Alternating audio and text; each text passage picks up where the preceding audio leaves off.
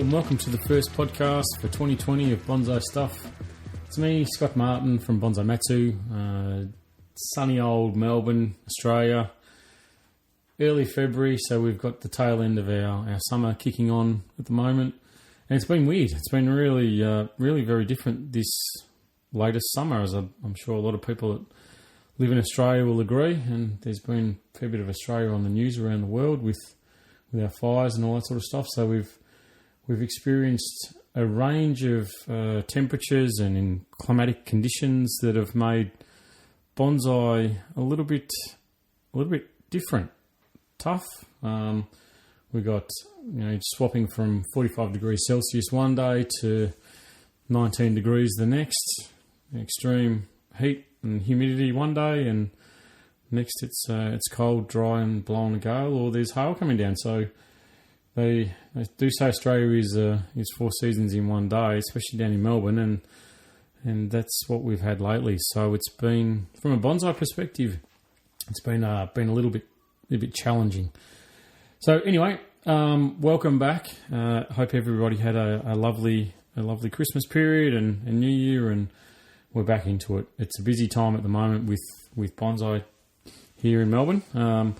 There's a lot to be done with junipers and natives and deciduous, and everything seems to be jumping out of its skin at the moment, which is really nice to see. But it's busy, and you've got to keep up with it.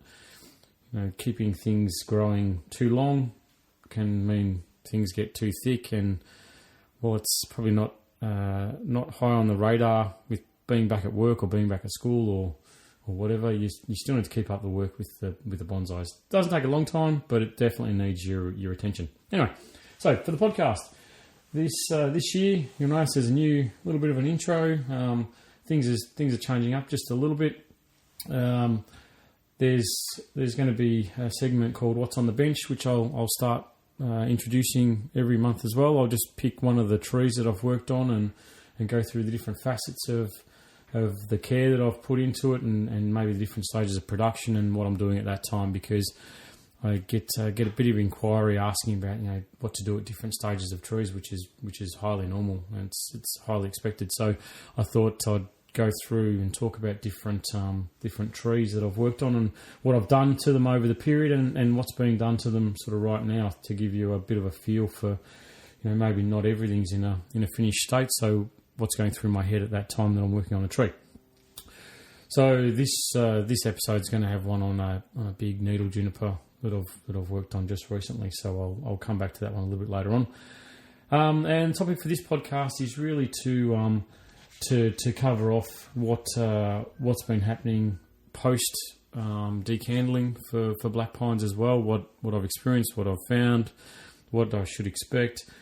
Also to talk more about work on junipers that have been done at the moment too. They're really common for a lot of people with bonsai, and I'll just going to cover off on a few of the basic fundamentals of what I do when I'm working with the trees, and then just some late summer reminders and tips about what we need to keep focusing on, even though we're going to start heading towards the autumn period. We still need to be mindful that there's still some warm weather coming, and it's going to pack a punch in its tail if we don't stay on top of everything.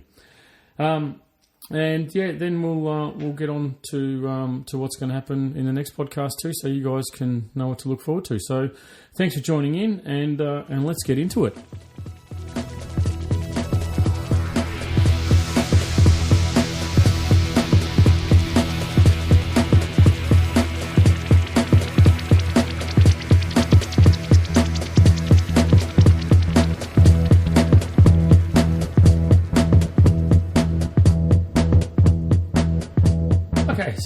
So first tree on the bench. It's a large juniper, which was originally purchased as a needle juniper. In Japan they call them tosho. And it stood about 1.2 meters tall, something like that. So it's fairly large in a nice big black plastic pot, typical nursery stock. Very very bushy, very shrubby, very long elongation on the branches. And soon after, it was brought to my attention that it's a Femina Juniper, because it gets part scale, part needle juniper growth, but they're treated very similar, the two, Needle Juniper and Femina Juniper, with their work, their care, and also how bloody sharp the needles are, because they are extremely sharp.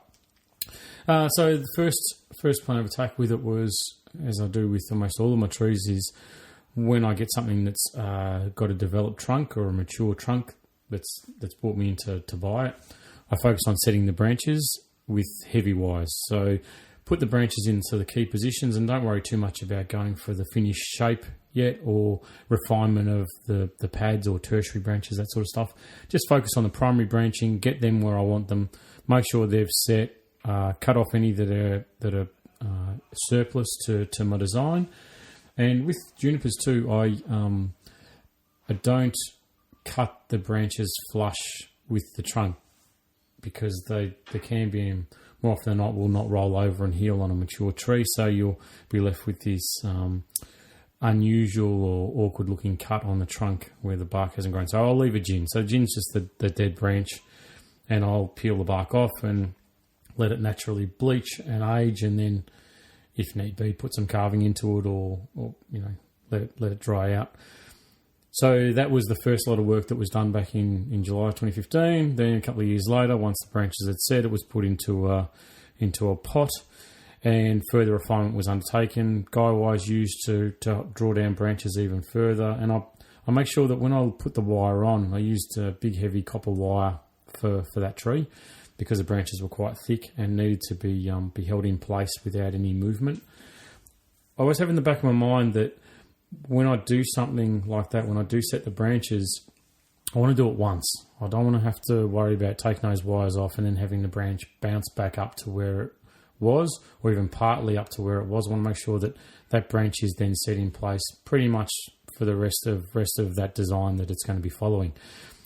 So with that in mind, I do definitely leave the wire on a little bit longer until the branches and the bark, the cambium, starts to grow around the wire, and starts to then, the new fibers start to hold that branch in place. So a little bit of cutting in with the wire on the branches is, in my opinion, especially on a species like a juniper, is acceptable and doesn't bother me in the slightest. So I wait till those branches are then set in place, and then I start working on guy wiring, holding those branches down as the wire's removed, to make sure that they firmly set into position without the need for big heavy wire, without the need for big heavy wire again on those branches. Then I'll start working on the refinement wiring and starting to set the pads in place. Then once that's done, which is 3 or 4 years down the track, something like that, then I start working on the refinement process via pruning only, which is where I'm at now. So it's onto its second bonsai pot now, a nice Japanese pot that I acquired specifically for that tree. Which, if you have a look on Instagram, you'll see the latest video shows the smaller pot than what it was transformed in or planted into first time it came out of the black plastic pot. And I think it suits it a little bit better. It's a bit shallower, a little bit wider, so it suits the foliage maybe a tad better, in my opinion, anyway. And then it went to the pruning process. And with junipers, one of the things you've got to be really mindful of is density of the pads. It's really easy to almost hedge prune or topiary prune the junipers, so they look really nice from a distance, but in effect what's happening is the buds or the branches and foliage that's growing on the inside of the pads doesn't tend to get very much sunlight. It's only the extremes of the pad that get the sunlight. So when you break those pads apart with your fingers and have a look inside there, you'll see there's a lot of dead foliage in there, which is really, really common. So rather than just breezing over when I do work on the trees, I make sure I get right into those inner parts as well and open them up and really let that light and air in there, which is what it needs. You need to make sure that as those pads keep getting longer and longer, that eventually they need to be cut back somewhere, and by letting light and air into those pads, you'll find that you're going to also get more buds growing in that area, which allows you then to have something to cut back to at a future date. You know, the 5-year cycle of a tree, it sort of starts to grow, you develop it, gets longer. Sooner or later you have to cut it back.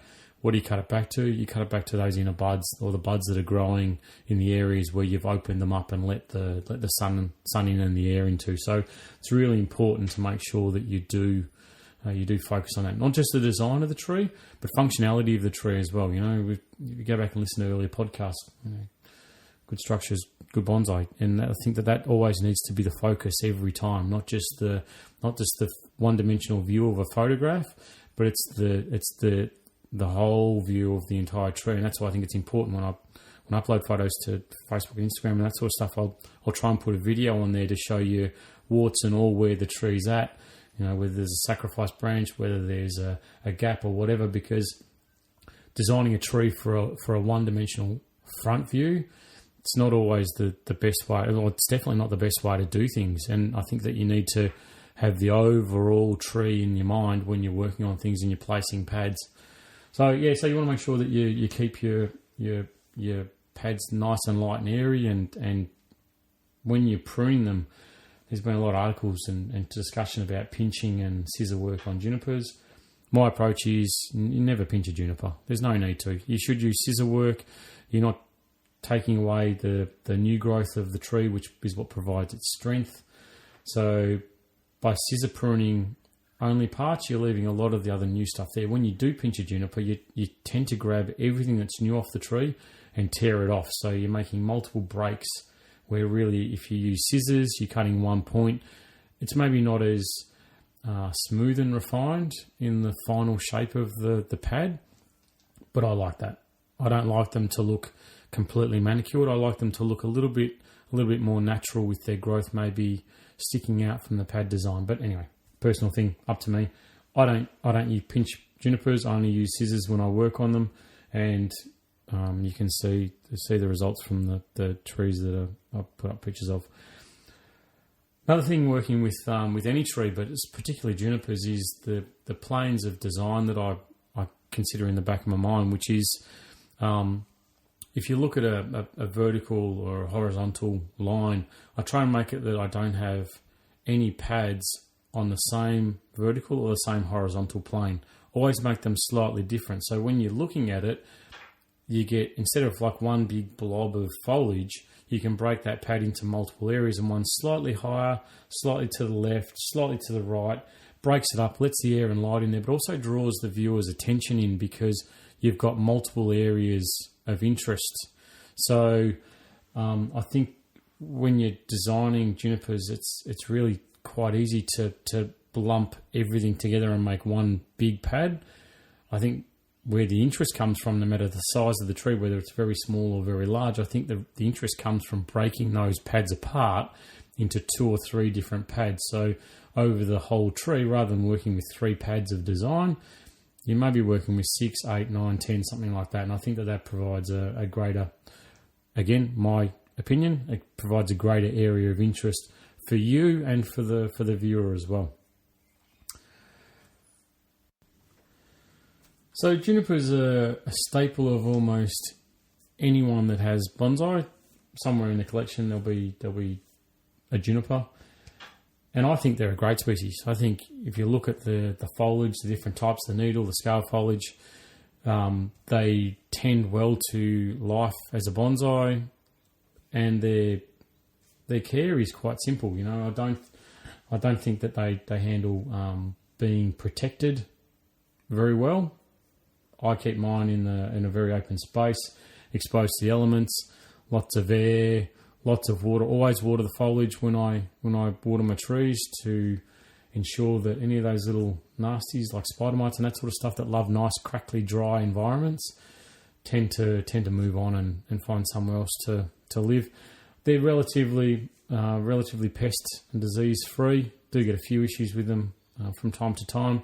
But if you keep the water up to them, they don't like to stay soggy, but they definitely like their water. I water mine, as I do with most of my trees, saturate them. When they start to head towards the dry side, I never let them dry out completely. I then water them again. So they're well looked after, and they respond really well to feeding. As far as repotting goes, they're great. You've just got to be mindful of the vein structure on the tree. So removing big heavy roots can cause dieback further up the trunk that root is connected to, the vein is connected to. They work really well from a design perspective too, with the live wood and the dead wood as well. So when you create the dead wood on the trunk, the shari or the gins, if you can have a nice live vein that's vibrant in colour, and often they're browny reddy colour, that contrast between the living and the dead on a juniper with a really strong, nice, vibrant green foliage, it's just beautiful. It's that real struggle that the tree has had going, through whatever hardship it is, but it's a design thing that we put onto the tree most times.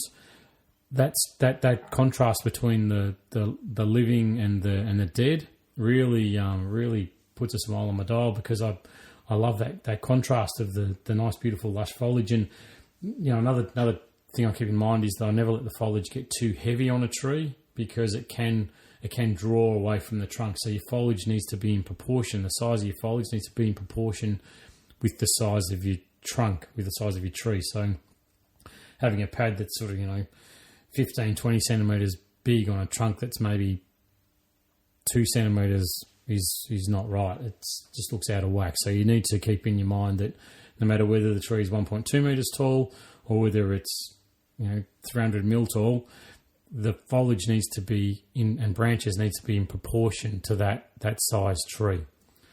Anyway, that's just what I think about them. I love junipers. I think everyone should be into junipers and get a couple in your collection and just work them. I like working my junipers during the summer months, because I've got time. It's a time in between a lot of the other work. Like now we're starting to head into doing a lot more with the Australian natives, and then we start getting to autumn, and there's going to be lots of pruning with the deciduous and that sort of stuff as well prior to the dormancy period. And then we get into winter and we're back into black pine. So I find that summer period, December, January, early February, is a really good time for junipers to get them in the workshop and do a good work on them. So anyway, that's what's been on the bench lately.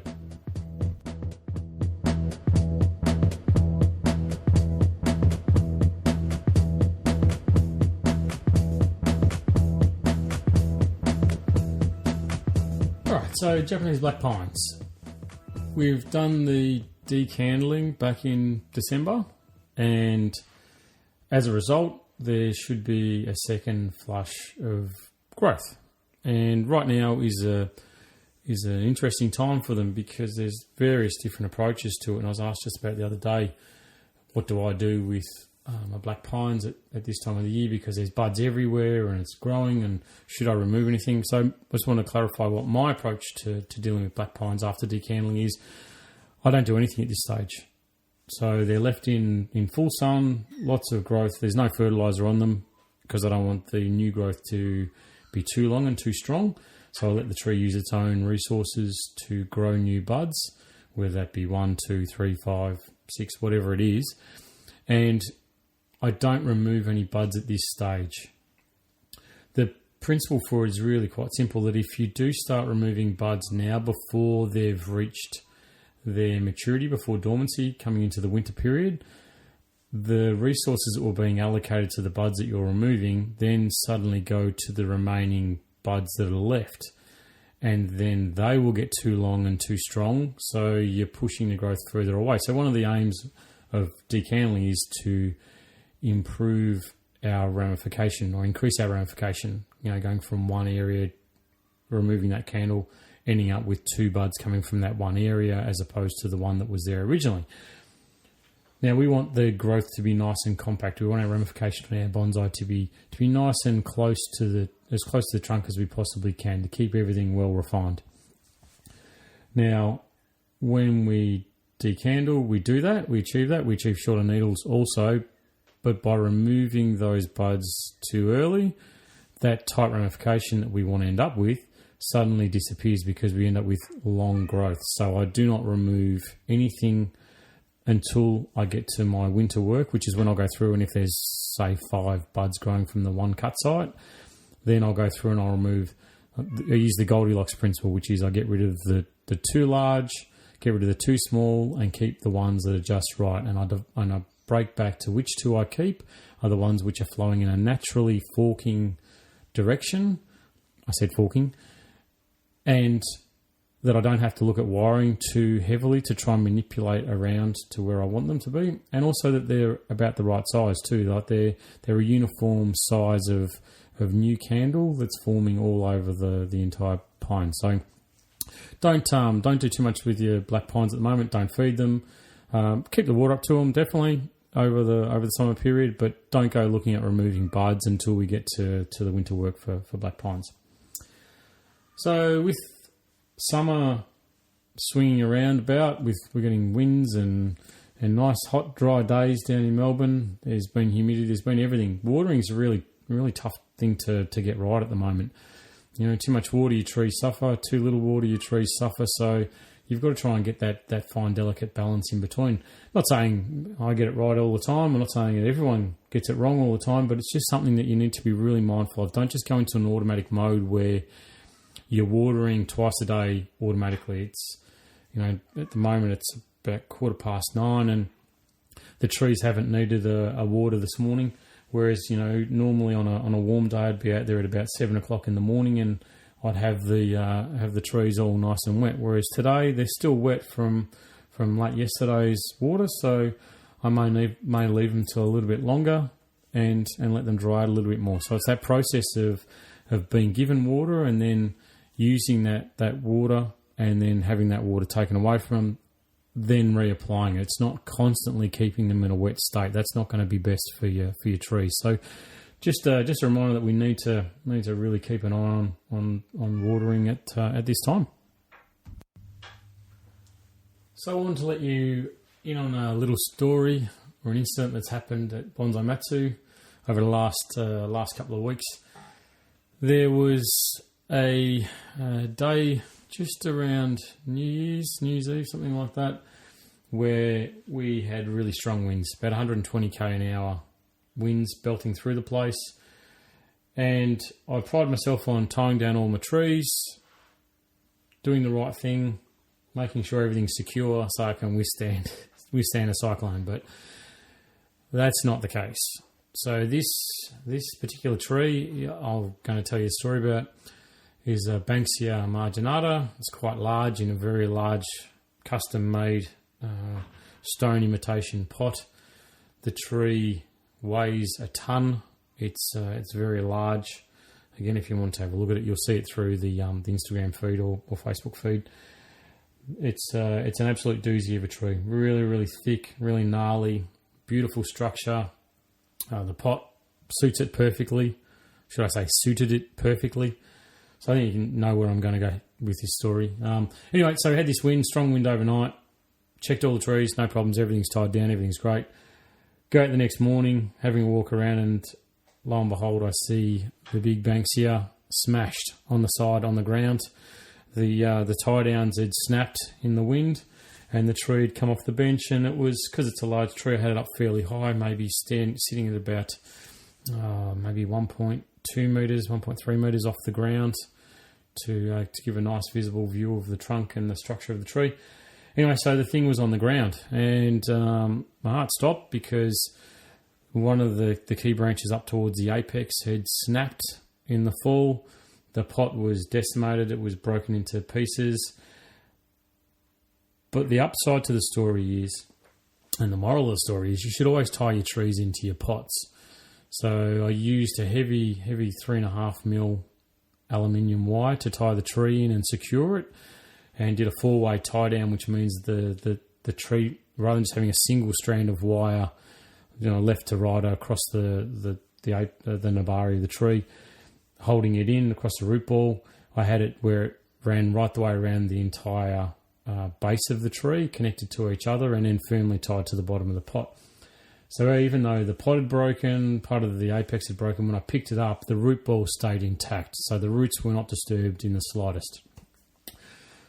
So my approach to it was, and this is what I wanted to talk about, is I picked up all the different pieces of the pot, went and got some gaffer tape, and ran it around the edge of the pot. So it's gone from being a stone pot to now it's in a shiny silver tape pot, which It doesn't really suit it, an Australian native, but temporarily it's going to get me through until I can get the opportunity to, one, acquire a new pot that'll suit the tree, because it's quite large. It needs to be possibly custom made or sourced. But it means that I'm not doing something out of season with that tree as well. So even though the tree has had part of it broken off, I cleaned the cuts so there wasn't, torn bark and that sort of thing, so it should heal nice and quickly. Sealed the cuts with some cut paste. The tree, for a day, maybe sulked. The new foliage had drooped down. I commenced the process of rehydrating the root ball because of the cracks on the side. More air had got in there and dried it out quicker than what I would have liked.